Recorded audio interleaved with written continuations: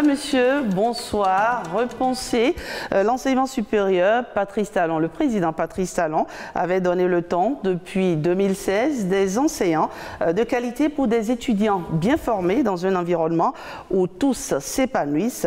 Et si le premier mandat a consisté, il faut le dire, à asseoir les bases d'un enseignement supérieur performant, donc de qualité, qu'en est-il du deuxième?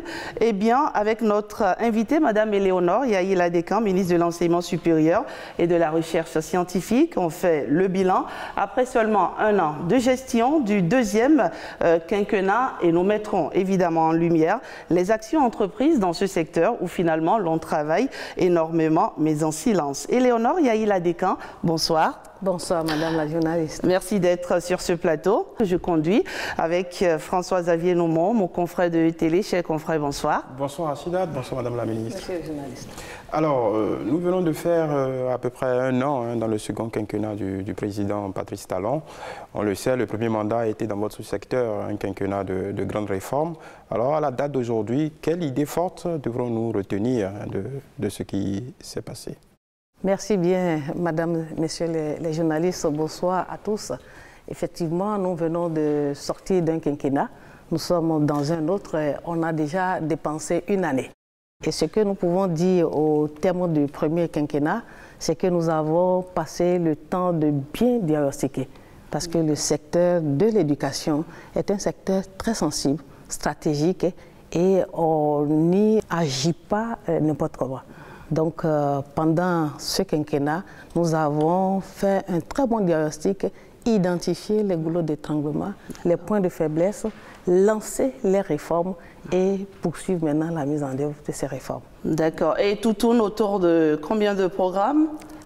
Ouais. Au titre du premier quinquennat, comme d'ailleurs le deuxième, nous avons 4 programmes. Nous avons le programme pilotage des services du ministère. Nous avons un programme spécialement dédié à l'enseignement supérieur, un autre à la recherche et l'innovation et un troisième, bien entendu, pour nos chers bénéficiaires. Et donc, les actions sont allées dans ce sens-là et voir, surtout pour ce qui concerne les goulots d'étranglement. Qu'est-ce qui fait que nos apprenants, lorsqu'ils finissent et qu'ils vont chercher du boulot et qu'ils ont quelques petites opportunités, ils n'arrivent toujours pas à bien s'insérer. Voilà. Quelques-uns peut-être le font, mais dans la majorité des cas, il nous revient qu'il y a difficulté. Voilà. Et vous savez que dès qu'on met de financement dans un secteur stratégique et que les résultats peinent à venir, c'est préoccupant. Ça pose problème. Voilà, nous allons peut-être commencer par parler du programme enseignement supérieur. Oui. On se souvient d'ailleurs à ce sujet que le samedi 10 juillet 2021 s'est tenu à Cotonou un séminaire national sur le développement de l'enseignement supérieur, la recherche scientifique et l'innovation. Ce conclave qu'on peut taxer d'historique, présidé d'ailleurs par le chef de l'État, a débouché sur des décisions fortes. Où en êtes-vous dans la mise en œuvre de tout ce qui a été pris comme décision? Oui, c'est bien de rappeler ce conclave qui était très important pour nous parce que nous voici dans un environnement où nous avons du mal à nous comprendre nous-mêmes. Nous avons du mal à savoir dans quel sens il faut agir pour parer au plus pressé. Dans ces conditions, le chef d'État qui suit tout et qui apporte son soutien a vraiment trouvé le meilleur moment de lancer ce conclave. Et ce conclave a débouché sur une grande réforme. La réforme sur l'enseignement supérieur, la recherche et l'innovation. Et depuis ce temps, nous avons pris un certain nombre de décrets et qui sont très importants. Par exemple, le décret qui met en place les conseils d'administration dans les universités. Ça n'existait pas. Et les universités, c'est tout à fait normal qu'elles ressentent un certain nombre de difficultés. Nous avons également des décrets qui se rapportent au fichier national, par exemple des aspirants de l'enseignement supérieur, parce qu'il ne faut pas aller à l'enseignement supérieur n'importe comment. Nous avons le décret sur les chaires, nous avons le décret sur les écoles doctorales, parce qu'il faut former des docteurs pour la relève et il faut le faire très bien. Donc au nombre, il y a pas mal d'autres décrets qui ont été pris. Beaucoup de décisions. Beaucoup de décisions qui font l'objet d'un suivi méticuleux. Nous allons aller un peu plus en détail. Désormais, Madame la Ministre, les recteurs et chefs d'entité ne sont plus élus, mais nommés à l'issue d'un long processus. Pourquoi ce choix? C'est un choix stratégique, c'est un choix profond et c'est un choix nécessaire. Effectivement, vous l'avez rappelé, autrefois, ce fut donc le temps des élections. On ne se comprenait pas. Et moi-même qui vous parle, j'ai été issue de ce processus-là. Et on a eu du mal, des difficultés. Il y avait des blocages? Non, pas seulement des blocages, mais des difficultés. Parce qu'on ne se comprenait pas. Entre quelqu'un qui a une ambition et quelqu'un qui n'en a pas du tout, la difficulté, la différence était difficile. Et finalement, on sort de ce processus avec beaucoup de conflits. Et ça impacte sur les relations, les rapports humains, ce qui n'est pas bien. Ça agit sur la qualité de la formation, parce que les apprenants, ils ne sont pour rien, mais pour des questions de guerre de leadership, c'est mon candidat qui est passé, donc on est très bien, donc c'est nous qui avons. Donc il y a pas mal de choses. Depuis lors, il n'est plus question d'opter pour les élections. Et là maintenant, il y a tout un appel à candidature. Et l'appel à candidature est supervisé évidemment par le conseil d'administration. C'est pourquoi il était question de mettre en place les conseils d'administration pour s'assurer de ce que tout le processus se déroule de la façon escomptée. Et les nouveaux responsables, ils viennent, ils ont une vision. Il faut qu'ils s'expriment clairement leur vision. Il faut qu'ils disent leur choix, quelles sont les méthodes ou les stratégies qu'ils entendent mettre en place avec toutes les composantes pour arriver à bon port. Très bien. Après cet appel à candidature, évidemment, il faut plancher. Absolument. Il faut plancher, il ne suffit pas simplement d'écrire, parce que entre ce que vous écrivez et ce que vous soutenez, il y a une grande différence. Et l'occasion nous a permis de voir tout l'apprentissage que ce nouveau mode amène à toute la communauté. Ça a été finalement efficace? Ça a été très efficace. C'est vrai que c'est encore un peu tôt, mais pour ce que nous avons vécu des premiers moments, nous pouvons vraiment nous frotter les mains et se dire que nous sommes en train de sortir d'un cauchemar. Donc au bout de 6 mois de gestion de ces nouveaux chefs-là, on peut dire que les objectifs ont été atteints, Madame? Non, pas du tout. C'est un peu tôt, mais on peut déjà quand même commencer par dire un certain nombre d'actions fortes qui sont engrangées par la mise en place de ces hauts responsables. Ils sont responsabilisés, ils savent que ce n'est pas une question de redevabilité à qui que ce soit, ils sont responsables jusqu'au bout et ils interviennent de façon impartiale. Donc la vie, l'évolution, la qualité de ce qui se fait, eh bien, c'est dans leurs mains. Ils sont évalués, ils savent qu'ils sont là pendant un temps. Et au bout, à l'issue de ce temps et de ce processus, les nouveaux dirigeants, ils seront évalués. Ils ont des cahiers de charges bien précis? Très précis, aussi bien pour ce qui concerne la qualité des interventions, la qualité des enseignants, l'infrastructure, l'environnement, la recherche, et puis l'insertion professionnelle des bénéficiaires. Vous évoquiez tout à l'heure ces conseils d'administration-là. Avant d'y revenir plus en détail pour voir un peu, quelque peu les avancées, ce qu'ils ont pu, ces conseils ont pu apporter dans la modernisation et le fonctionnement de nos entités publiques, nous allons regarder cet élément témoin très rapidement et nous reviendrons ensuite en plateau. La communauté universitaire était habituée à un mode de vie, à un certain comportement au niveau des enseignants, au niveau des personnes administratives techniques et de services. Donc, ce n'est pas facile maintenant de leur inculquer les notions de ces nouveaux textes-là, mais nous sommes dedans quand même. Surtout que j'ai contribué à l'élaboration de ces textes-là, de ces décrets-là. Tout ce que nous faisons, c'est sur la présidente des conseils d'administration. On a tenu plusieurs sessions, ils nous donnent des orientations sur l'élaboration des PTA, l'élaboration des budgets. L'exécution, ils ont mis l'accent maintenant sur les investissements et autres. Donc jusque-là maintenant, ils nous aident dans la gestion de l'université d'Abomey-Calavi. Nous avons pour le moment de bons rapports avec eux. À mon avis, c'est bien vu de mettre les conseils d'administration et d'ailleurs, ça va dans notre avantage. Nous ne sommes plus libres pour gérer la structure comme on a l'habitude de gérer. Donc tout se fait maintenant sous le vigilance du conseil d'administration. De là déjà, le recteur aussi lui-même, il est protégé. Parce qu'on ne sait pas, nous ne sommes pas des gestionnaires. Donc s'il y a des erreurs qui arrivent, au niveau quand même, le CA va corriger. Ça ne peut pas partir comme ça pour qu'on puisse avoir des problèmes par la suite. Voilà, nous venons donc de suivre Françoise Xavier, Madame la Ministre. Nous venons de suivre le recteur de l'université d'Abomey-Calavi, Félicien Avlessi, qui manifestement se réjouit en tout cas de ce mode de désignation, n'est-ce pas, des nouveaux dirigeants. Exactement, c'est ce que je note avec vous et c'est ce que nous avons commencé par vivre depuis un certain temps. Ils sont également à l'abri de tout souci, de toute infraction. Parce que dès que tu gères les ressources et que tu affiches une bonne volonté de bien les faire, tu ne peux pas savoir si entre-temps, toi-même, tu transgresses les principes et lois. Donc dès que l'organe qui est là n'est pas un organe gendarme, mais c'est un organe qui a un regard permanent sur ce qui se fait. Et cet organe les apprécie, les note. Et dès que l'organe constate des irrégularités, l'organe en même temps intervient et permet donc aux universités de corriger le tir. Au-delà de ce rôle, qu'est-ce qu'ils apportent en plus? Le conseil d'administration, c'est un organe d'orientation. Ça veut dire que avant de réaliser quelque chose, avant de prendre une décision, avant de mettre en pratique une politique, l'organe doit pouvoir donner son avis. L'organe doit pouvoir intervenir dès qu'il y a dénonciation des cas d'irrégularité, dès qu'il y a constat des cas de contre-performance. Et vous savez, les ressources sont rares et il est important de savoir les gérer.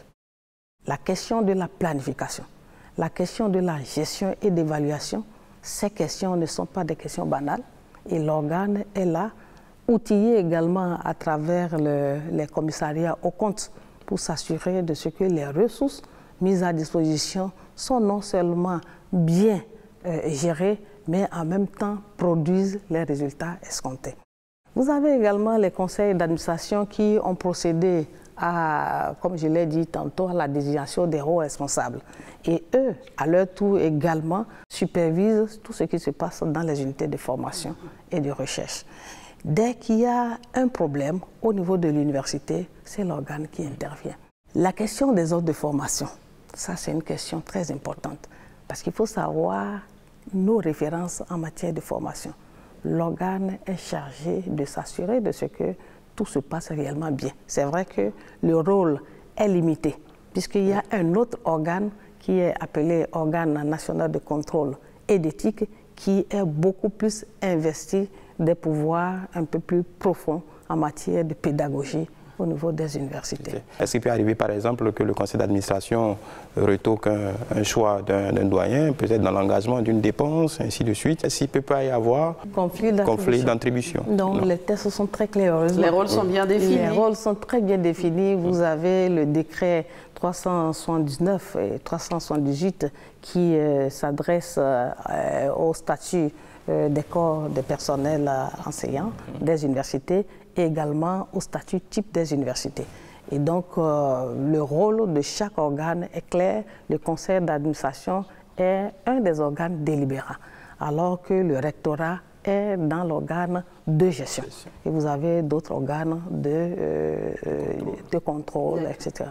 Alors, Madame la Ministre, pour être enseignant du supérieur, il faut être inscrit dans un fichier national. Et donc, on va parler ainsi de l'aspirana. C'est quoi l'aspirana, Madame la Ministre? Il s'agit, Madame, Messieurs, d'un cadre qui s'assure de ce que nous avons les bonnes personnes qui interviendront dans l'encadrement de nos apprenants. Aspirant, c'est que tu as fait le choix de devenir enseignant au bout d'un certain temps. Et il ne suffit pas d'avoir ton doctorat pour devenir enseignant. Tu as beau avoir un doctorat, c'est vrai, c'est le diplôme de base. Il faut toi-même, du point de vue de comportement, du point de vue de la pédagogie, du point de vue de ta propre responsabilité et surtout de l'intérêt que tu nourris pour l'institution, cela détermine la qualité de l'enseignant. C'est pour cela que le fichier est instauré pour s'assurer de ce que nous avons une base fiable. C'est un outil de planification, c'est un outil de mobilisation de ressources. Dès que vous voulez organiser un recrutement, il va falloir avoir une référence. La base sert de référence. Et comment s'inscrit C'est numérique. À ce fichier national. C'est numérique. Heureusement, nous utilisons l'éthique pour améliorer nos prestations. Donc, il faut déjà avoir son doctorat ou, pour certains cas, des masters spécifiques, parce qu'il y a certains domaines pour lesquels vous n'avez pas nécessairement le doctorat. Vous allez dans l'administration, c'est difficile d'avoir de doctorat, mais vous avez des masters professionnels qui déjà interviennent dans l'encadrement des apprenants. Donc, il faut soumettre un dossier en ligne. Il faut évidemment mettre tout ce que vous avez comme diplôme, comme thèse, comme mémoire. Il faut se soumettre à un test de plagiat parce que c'est la qualité. Il n'est plus question d'aller plagier les travaux de tierces personnes pour vous les approprier. Donc, il y a le test de plagiat, il y a également le code d'éthique et de déontologie qui montre que vous souscrivez ainsi à un ensemble de comportements vis-à-vis des apprenants, vis-à-vis de l'institution et vis-à-vis de vous-même pour pouvoir évoluer dans votre activité. Voilà. Le doctorat, mais aussi le master, mais il y a aussi une limitation de l'âge, 45 ans. Pourquoi? Oui, ça c'est Madame déjà... la ministre, est-ce que c'est pas un peu discriminatoire? Est-ce que ça n'élimine pas, certaines... Non, pas du tout. C'est déjà la loi. À tout âge. On va enseigner, d'ailleurs, l'ODD 4 le dit, que l'apprentissage c'est tout au long de votre vie, mais la formation telle que les lois le prescrivent pour le moment, les lois d'entrée dans la fonction publique prescrivent que vous devez avoir au maximum 45 ans. Donc ça permet aussi, et je pense bien ça c'est moi, de permettre également que d'autres personnes, des jeunes, puissent donner la preuve de leur utilité. Donc, c'est une volonté donc de donner la chance à tout le monde, notamment aux jeunes. Aussi. Notamment aux jeunes. Et dès qu'il y a, par exemple, un secteur d'activité qui peine à avoir des professionnels, nous savons comment nous traitons ces cas-là à travers des contrats spécifiques. Voilà. Donc ça se fait. Il y a pas de au nombre des reproches, il y a aussi celui ayant trait à l'ouverture de ce fichier aux étrangers. Ah non, l'ouverture de ce fichier aux étrangers, il n'y a aucun problème. Nous sommes, c'est transparent. Et puis, retenez quand même que au moment de la sélection, à compétences égales, le choix est d'ailleurs orienté vers les candidats nationaux. Donc après, ils sont reversés? Et ils ne sont pas du tout reversés parce qu'il y aura les sélections. Lorsque vous êtes aspirant, le recrutement se fera pour vous donner la possibilité d'évoluer vers un statut d'enseignant du supérieur. Vous avez le maître de conférence, vous avez le maître assistant, vous avez le professeur titulaire. Mais il faut commencer par la base. C'est pour éviter certains cas constatés malheureusement où ils demeurent, ces cas-là, les personnes-là demeurent presque à vie au poste d'assistant. Ils ne veulent pas évoluer, or c'est un outil de planification. Il faut savoir qu'au bout d'un certain temps, d'autres doivent pouvoir entrer dans le processus et permettre le renouvellement de ce processus-là. J'ai entendu certaines personnes dire que dès lors qu'on est inscrit dans le fichier national, on est considéré comme étant enseignant du supérieur, on peut avoir un salaire. Il faut bien clarifier, Madame la ministre. Je ne sais pas d'où ils tiennent cela. Il ne s'agit pas de rentrer dans le fichier pour devenir enseignant. Vous rentrez dans le fichier pour nous permettre, au moment de faire un recrutement, de savoir que nous avons des personnes dans la base. Et à l'issue du recrutement, si vous êtes recruté, vous sortez de la base et donc vous commencez par travailler. Très bien. François, oui, nous allons retourner à la régie pour regarder cet élément, toujours sur la même question que nous avons recueillie. Voilà. On regarde. C'est une bonne réforme. Nous l'attendons depuis des années. Et ça, c'est que des gens sont bien découragés. Et nous sommes très contents de cette réforme qui vient d'arriver. Et nous demandons à Madame le ministre de vite fait d'accélérer les choses pour qu'on aille plus vite. Puisque dans les réformes, il y a un critère d'âge qui va frapper beaucoup de nos collègues, 45 ans. Alors qu'il y a des gens qui ont fait la thèse depuis plus de 10 ans et qui sont en attente de recrutement. Ceux-là sont des qualités qui sont déjà dans le système. Ils ont déjà acquis certaines expériences en matière d'enseignement, dans les recherches, et ces critères vont les frapper. Nous avons appris avec, je dirais, beaucoup de joie pour certains, beaucoup de difficultés pour d'autres, mais je pense que c'est un projet aussi innovant qui nous amène à un carrefour aussi décisif de la jeunesse, parce que quand on parle de réforme au supérieur, c'est de l'audace, c'est que le chef de l'État, Madame la ministre de l'enseignement supérieur aussi a osé avec l'initiative de ce projet de l'aspiranat au supérieur. Beaucoup ont commencé par comprendre que l'aspiranat au supérieur, ce n'est pas la même chose au primaire ni au secondaire. Donc l'aspiranat au supérieur, c'est un concept, mais au même moment, c'est une innovation qui permettra à quand même ceux qui sont là de véritablement s'insérer. Voilà, même s'il y a eu quelques petits grincements dedans, au départ, on le voit que le corps enseignant, en tout cas, a adhéré à cette nouvelle façon de faire. Madame la ministre, où en sommes-nous actuellement? Parce qu'ils l'ont dit, ils sont impatients qu'on mette en œuvre tout cela. Nous le savons et nous échangeons régulièrement avec eux. Il faut, comme le processus passe par une plateforme numérique, la plateforme est déjà disponible. Les différentes spécialités pour lesquelles le master est requis sont déjà dans la base. Le test de plagiat également là.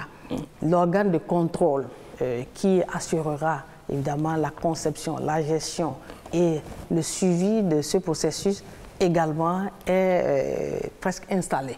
Donc il ne reste qu'à juste finaliser un certain nombre de paramètres pour pouvoir leur permettre de candidater en bonne et due forme. Et nous sommes d'accord, nous leur demandons simplement juste un peu de patience. Ils sont très bientôt. Ils sont nombreux et nous le savons. Ils se bousculent. Et nous avons même peur qu'en lançant le processus, même pour un délai de 3 semaines, qu'au bout de 3 jours, on est déjà... Voilà. Mais que faites-vous, Madame la ministre, des moniteurs qui semblent un peu... perdus? Oui, perdus dans... Ça fait longtemps qu'on ne parle plus de moniteurs. Effectivement, au début, ils étaient là pour nous assister les enseignants dans l'organisation des enseignements, les TD, mais pas eux-mêmes, ils n'en sont pas responsables. Mais avant, lorsqu'on parle de moniteur, c'est que tu as un contrat. Moi-même, je l'ai fait. Et tu le fais pendant 1 an, 2 ans, et puis ça te donne la main pour te préparer à cette fonction. Avec les assistants, on est passé par les assistants, et dès que nous avons commencé par faire le recrutement d'assistants directement, ils postulent. Et c'est ce qui a justifié que les 200 assistants qui ont été recrutés à l'ère de la rupture proviennent donc de ce processus. Toujours sur cette question pour évacuer quelques préoccupations. Déjà, 2 questions en une. Comment se fait, puisque c'est la principale crainte, l'évaluation des candidatures et l'utilité de cet organe de contrôle et d'éthique? Oui, l'évaluation des candidatures se fera par un jury et mise en place par l'organe de contrôle. L'organe de contrôle, vous l'avez dit, a 2 rôles. Le rôle de contrôle de la qualité et en même temps le rôle disciplinaire. Est-ce qu'il n'y a pas des cas d'infraction, des cas de déviance, des cas de contre-performance notoires? L'organe doit pouvoir le faire. C'est pour cela que l'organe est sous la tutelle administrative de notre ministère et sous la tutelle institutionnelle du Conseil national de l'éducation. Donc l'organe est déjà là et l'organe va devoir contrôler tout le processus, s'assurer de la qualité des offres de formation et de l'évaluation des enseignants. On n'a jamais connu ça. Donc, les enseignants seront également évalués et l'organe de contrôle va recourir aux dispositifs, aux normes standards pour pouvoir réussir cette évaluation. Et justement, comment ça va se passer très concrètement pour les enseignants? Souvent, on se dit quand on est du supérieur, on est totalement au bout de la branche. Oui. C'est nous qui évaluons et jamais on ne peut être évalué. Oui. Non, on peut être évalué. Si on ne s'évalue pas, on n'évolue pas soi-même. Donc il faut accepter de s'évaluer et identifier ses propres faiblesses et pouvoir les améliorer. Donc l'organe de contrôle va s'appuyer sur les cellules de pédagogie et d'assurance qualité qui existent déjà dans certaines universités. L'organe va procéder à l'harmonisation. Parce que les unes en ont, d'autres n'en ont pas. Il faut déjà harmoniser pour que ces dispositifs-là soient opérationnels dans toutes les universités. Ainsi, l'organe pourrait s'appuyer là-dessus pour contrôler la qualité. Qu'est-ce que l'enseignant tu dois faire? Ton support, est-ce qu'il est régulièrement actualisé? Est-ce que tu suis l'actualité? On va regarder de près tout cela. Il faut regarder de près tout cela et il y a des normes, des outils pour aller le faire très rapidement. Ce n'est pas un souci. Parlant de l'enseignement supérieur, nous avons interrogé le recteur Félicien Avlessi qui franchement salue cette initiative qui va permettre franchement d'atteindre la performance dans l'enseignement supérieur. On l'écoute. Pour corriger certaines choses, il faut que les enseignants soient évalués. Évaluer, ce n'est pas pour les punir, ce n'est pas pour apporter quelque chose de mauvais pour les enseignants. Mais l'enseignant, est-ce qu'il est régulier au cours? Le cours qui est programmé maintenant pour un semestre, 16 à 18 semaines, est-ce qu'il le fait régulièrement? Est-ce qu'il est à l'heure? Comment est-ce qu'il maîtrise maintenant les étudiants? Est-ce qu'il arrive à faire passer son message? C'est tout ce qu'on demande. C'est tout ce qu'on demande. Beaucoup n'ont pas cru. Ce n'est pas pour nous faire du mal. Au contraire, c'est toujours pour améliorer la qualité de l'enseignement, dont par exemple la qualité de la formation pour nos étudiants. Donc moi, je suis d'accord, je partage entièrement cette décision de nous évaluer. Je suis un enseignant aussi. Je serai appelé à être évalué. C'est pour nous améliorer, tout simplement.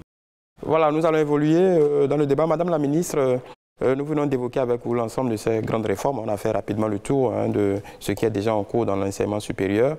Qu'en est-il de cette question des établissements privés d'enseignement supérieur EPS? Ça revient toujours sur la table. Oui, les EPS sont également un autre pan de notre mission en termes de contrôle de la qualité, parce que figurez-vous, les universités publiques n'absorbent pas tous les étudiants, tous les bacheliers. Donc la capacité d'accueil est limitée et heureusement ces EPS sont là pour absorber le reste. Heureusement encore qu'il y a de grandes initiatives pour gérer la massification, le flux, à travers les lycées scientifiques, les lycées qui vont se créer et les centres de métiers. Ça va absorber donc le flux et on aura moins donc de flux sur nos universités. Mais les EPS, quant à eux, nous continuons d'assurer leur contrôle à travers les demandes d'ouverture, de création. Nous faisons les inspections pour nous assurer de ce que les prestations ne bloquent pas l'évolution des apprenants. Ils sont tous des Béninois. Donc, par la force des choses, les uns se retrouvent dans les universités publiques parce qu'ils sont classés, parce qu'ils ont pu avoir donc la moyenne requise pour être classés. Les autres, par la force des choses, se retrouvent orientés vers les établissements privés. Nous en faisons également notre job. D'accord. Voilà. Et l'examen national, oui. Comment ça se passe, Madame la ministre? Oui. L'examen national est organisé justement pour les accompagner parce que leur diplôme ne serait reconnu qu'une fois l'examen est fait.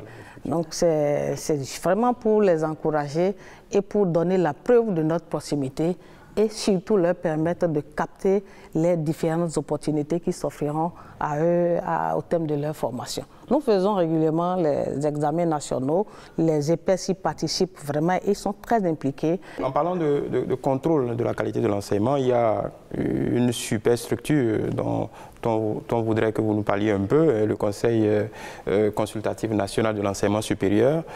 Quelle est son utilité, quel est son rôle, en tout cas dans la gestion de cet amas d'établissements, de programmes, de décisions, ainsi de suite? Le Conseil consultatif national pour l'enseignement supérieur est devenu commission consultative alors que nous avons le Conseil national de l'éducation. Cette commission se charge d'apprécier les demandes.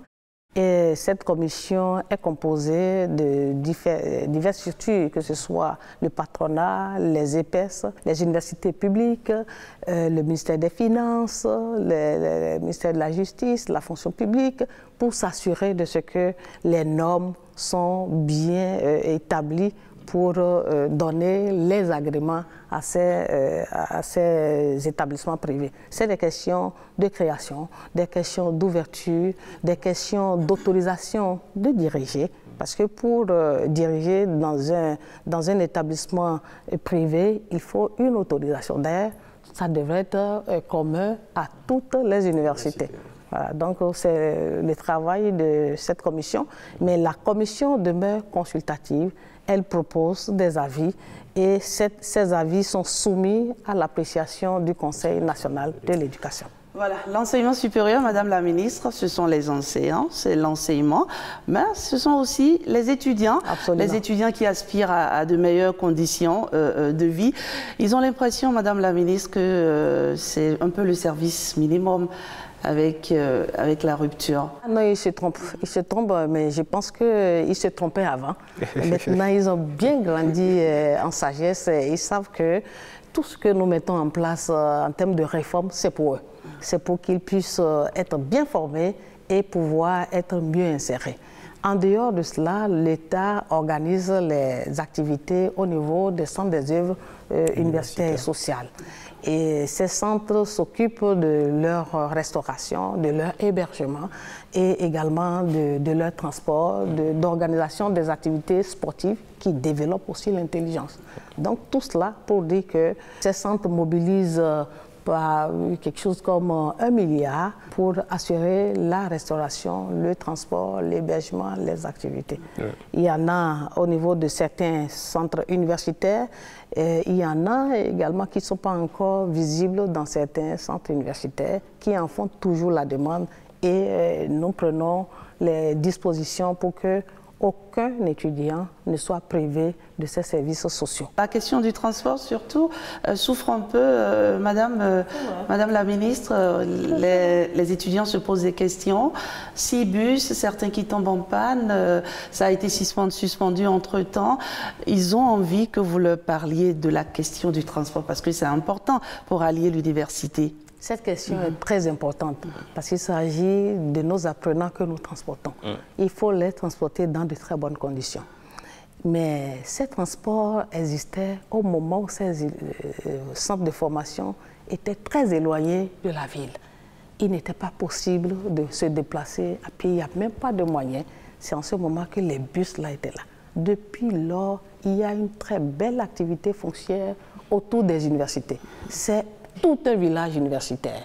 Il faut également reconnaître que dès qu'on ne sait pas bien faire quelque chose, il faut trouver les moyens et trouver les spécialistes en la matière. C'est pour cela que la réforme qui consiste à déléguer ces prestations au privé est au cœur de nos priorités pour les étudiants. Il faut que ce soit les privés qui savent vraiment les moyens nécessaires pour optimiser ce service. Le transport des étudiants pourrait donc être confié au privé. Et ces privés vont absolument recevoir d'accompagnement de la part de l'État. Et la question de restauration, la question d'hébergement. D'ailleurs, même l'hébergement, il y a un projet important que le chef de l'État lui-même a initié pour les étudiants. Et quand ce projet-là, je crois que d'ici 1 an, quand ce projet verra le jour, je vous assure, vous n'entendrez plus parler des questions de bus, parce qu'il y en aura tellement que les étudiants ne trouveront même pas le besoin d'aller prendre de bus pour quitter loin et venir donc à leur cours. Mais ces questions, excusez-moi, ces bus seront quand même là pour soutenir l'organisation des sorties pédagogiques. On parlait de délégation. La crainte, c'est que les étudiants soient brimés. On parlait, il y a eu une polémique récemment sur la ration. Il n'y a pas question de changer ou de diminuer la ration. Je profite de cette opportunité pour rassurer de ce que c'est un lapsus. Ça a été dit, c'était un lapsus. Ils nous ont même envoyé tout un rapport et j'ai pu comprendre que parfois, vous voyez, les mots égratigent un peu les pensées. Donc, les étudiants sont bien servis. D'accord, donc on est bien clair. Hein? La passion n'a pas du tout diminué. Pas du tout. Le traitement des dossiers de bourse d'études, Madame la ministre, qu'en est-il pour cette année où le calendrier académique, il faut le dire, a été rigoureusement respecté? Ah oui. Pour le traitement des bourses, cette année, c'est une innovation. L'année dernière, il y a même des années, franchement, heureusement qu'on a tourné la page, où les étudiants attendent un an avant d'avoir leur bourse. La bourse sert à aider l'étudiant à pouvoir vraiment s'appliquer, s'accrocher pour réussir sa formation. Cette année, sur les 34 000 dossiers, nous avons déjà traité plus de 33 000 dossiers. Les 1000 et quelques dossiers sont des dossiers du contentieux. Parce qu'entre-temps, l'étudiant a arrêté son cursus, est revenu 1 an, 2 ans plus tard, a soumis un dossier. Il faut s'assurer de ce que tout se passe vraiment bien, que les déclarations sont fiables avant de rétablir sa bourse. Donc les questions de renouvellement des bourses, d'attribution des bourses sont des questions qui, heureusement, ont connu des avancées. Il n'y a plus de lenteur à ce niveau, ça va très vite. Et il faut même dire que les TIC sont intervenus dedans. Il y a la digitalisation. La digitalisation, et surtout en matière d'inscription. Avant, ça prenait tellement de temps. Il faut aussi reconnaître et saluer la diligence des universités. Si les universités n'envoient pas les résultats, il ne saurait y avoir de paiement d'attribution. Et quand ça arrive au niveau du Trésor, vous vous souvenez, c'est une très grande réforme, la mensualisation.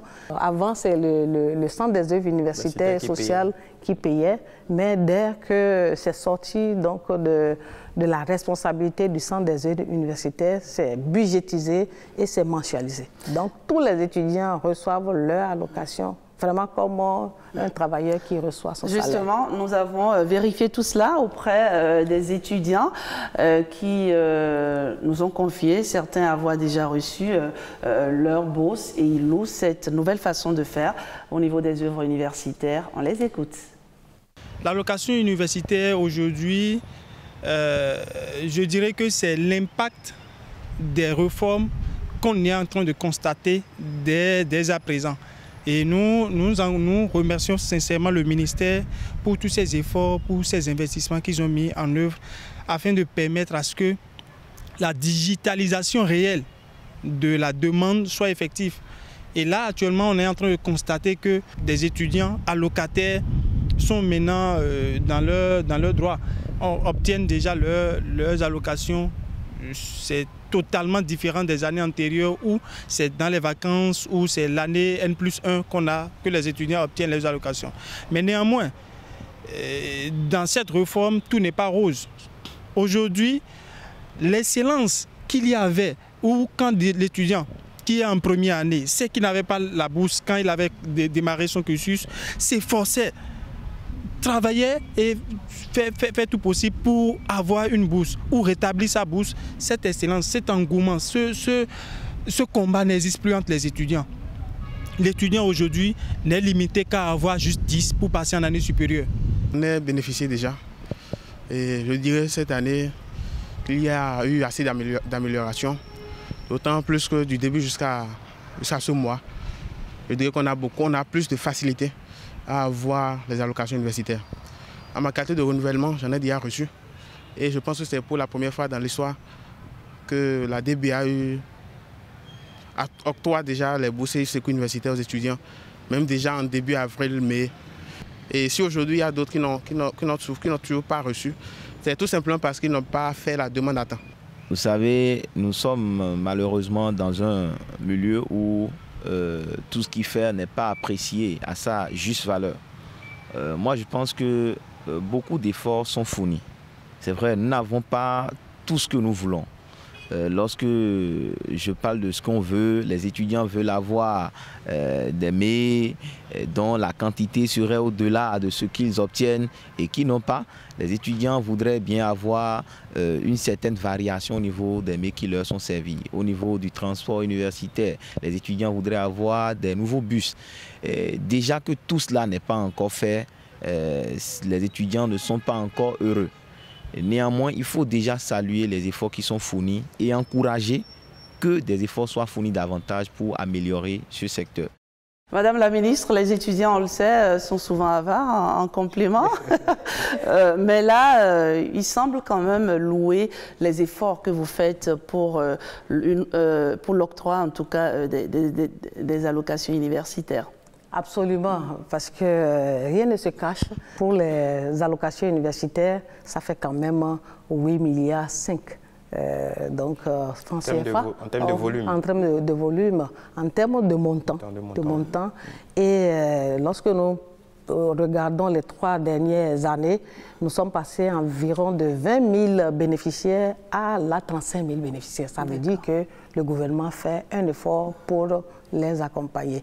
Et en ce moment-ci, nous avons déjà près de 5 milliards qui sont mobilisés dans cette enveloppe de 8 milliards. L'année dernière, ce n'était pas le cas. C'est pour cela que nous pensons que c'est une innovation qu'ils saluent. Il faut également reconnaître qu'ils y participent également. Ils participent et c'est ce qui nous enchante. Ils sont responsables et s'il y a des difficultés, ils ne viennent pas nous ennuyer. Ils vont dans les universités, ils vont au niveau des structures compétentes pour avoir des solutions idoines. Oui, de 20 000 à 35 000, qu'est-ce qui a évolué? C'est les critères d'excellence qui ont été élargis où il y avait des étudiants qui... C'est l'enveloppe parce que le flux également augmente, il faut le reconnaître, le flux augmente. Dans les universités, c'est quand même près de 100 000 étudiants. Lorsque nous prenons les 4 universités, c'est 100 000 étudiants. Et des 4 universités, l'université d'Abomey-Calavi, l'université mais la plus grande, mobilise les 2/3 de cet effectif. Très bien. On le sait, avec le gouvernement auquel vous appartenez en tout cas, n'a qu'un mot, excellence, qualité. L'excellence est recherchée même dans les allocations universitaires. Expliquez-nous tout ça. L'excellence, c'est partout. Parce que dès que vous recevez votre allocation, ce n'est pas pour aller vous acheter des motos ou aller danser.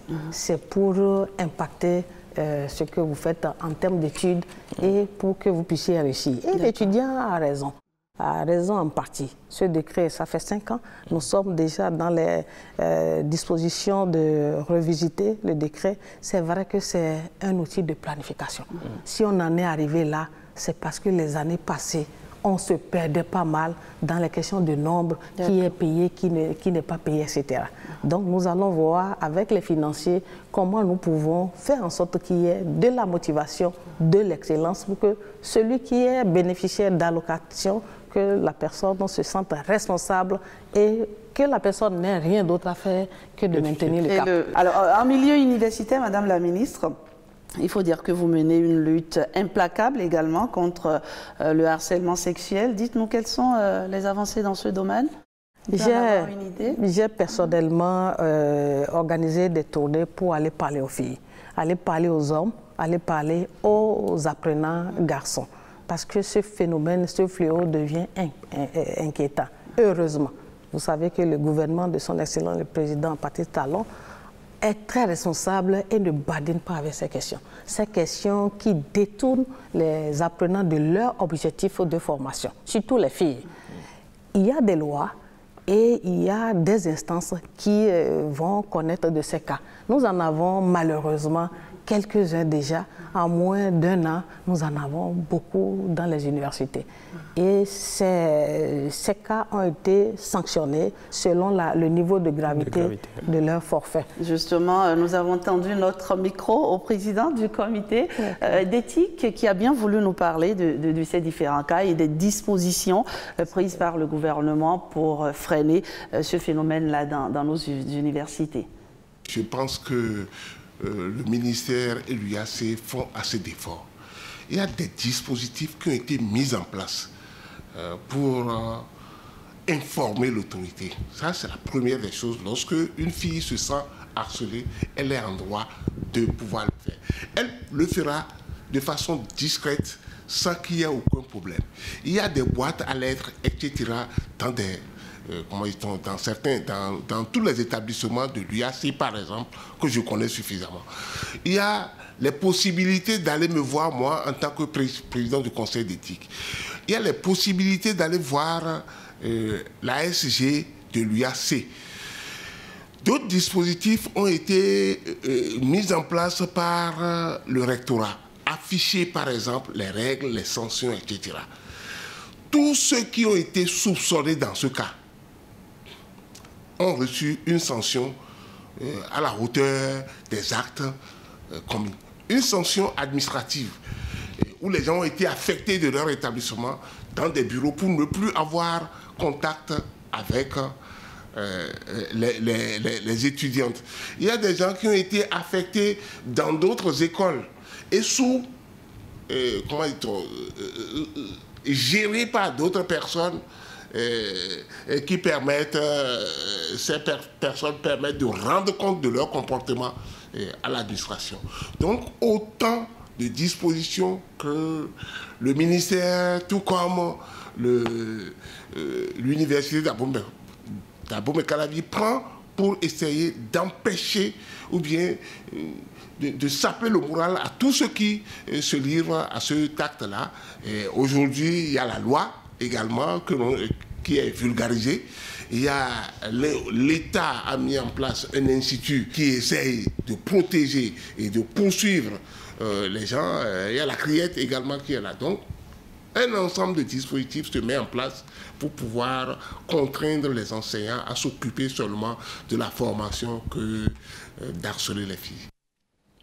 Voilà, Madame la Ministre, on se rend compte qu'il y a un dispositif implacable pour lutter contre toutes les déviances qu'on peut constater dans ces lieux d'apprentissage. Mais peut-être aussi, est-ce qu'il n'y a pas un effort à faire sur la responsabilisation aussi de cette couche juvénile, que ce soit les filles, les garçons, parce qu'on est dans un lieu d'apprentissage, effectivement, mais c'est dans un lieu où on acquiert des valeurs, où on grandit, où on apprend, on se consolide. Est-ce qu'il n'y a pas un effort à faire de ce côté-là pour responsabiliser les apprenants? Absolument, c'est ce que nous faisons et nous avons même l'appui des partenaires, l'UNFPA par exemple, qui permet de faire ce genre de sensibilisation à travers les centres des œuvres sociales et universitaires. Donc les filles comme les garçons sont sensibilisés dans leur comportement, dans leur code vestimentaire, etc.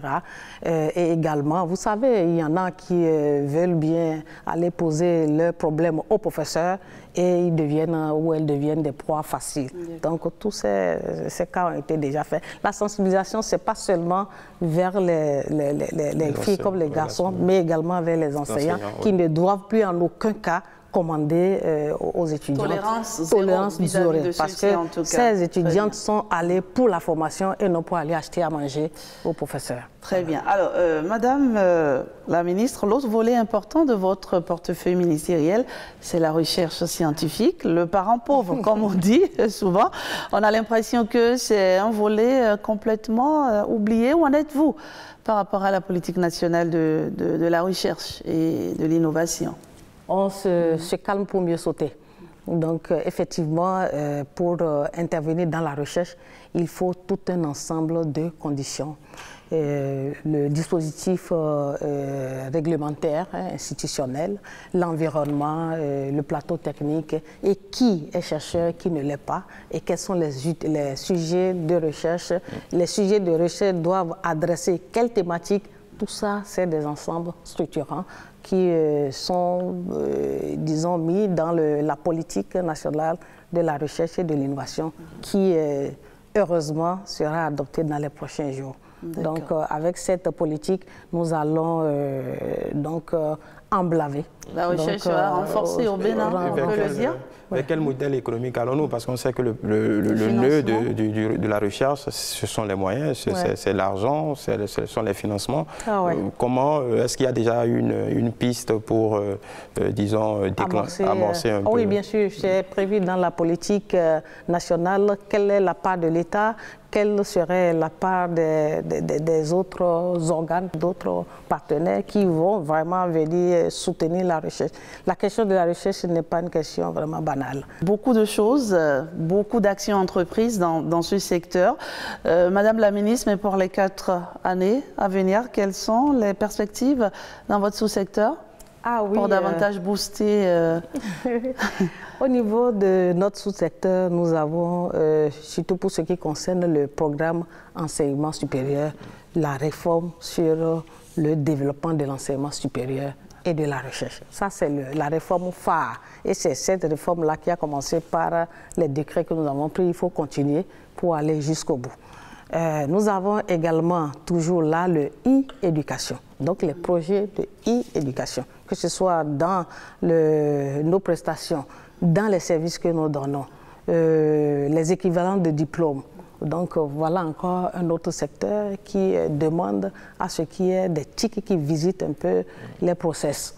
Nous avons le e-learning qui est un outil important et que nous avons utilisé en son temps, que nous avons évalué et que nous allons réinjecter dans le système. Le e-learning, il y a eu des comptes qui ont été activés par les étudiants, par les enseignants. Les préalables sont déjà lancés.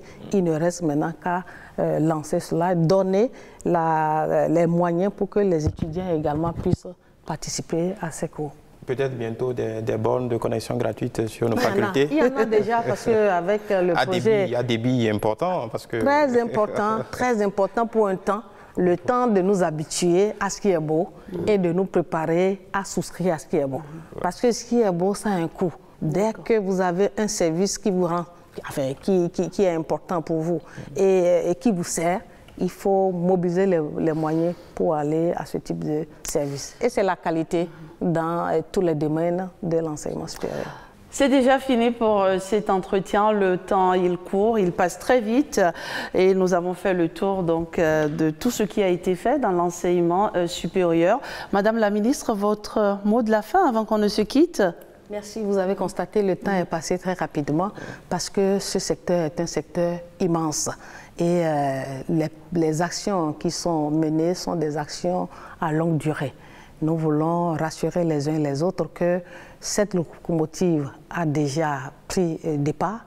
Nous allons continuer à travailler afin que la qualité soit au cœur de nos prestations. Voilà beaucoup de milliards qui sont déployés, qui sont financés, injectés dans ce sous-secteur pour que, in fine, nous puissions livrer le capital humain de qualité. Ce capital humain qui est appelé à agir pour la transformation structurelle de notre économie.